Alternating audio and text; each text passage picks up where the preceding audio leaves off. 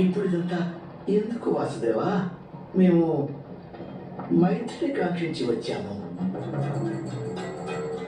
సంఘర్షణ కోసం రాలేదు కదా.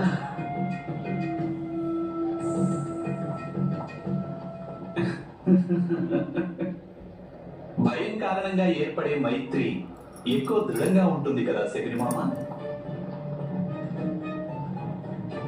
కానీ మీరేం కంగారు పడకండి, దృఢమైన మైత్రి మీకు అవసరం లేదు.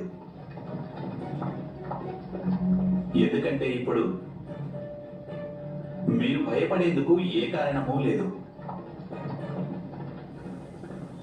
ఇక్కడ రాజకుటుంబంలోని ఒక బాలుడు చక్రవ్యూహాన్ని ఛేదించేటటువంటి ఆట ఆడుకుంటున్నాడు.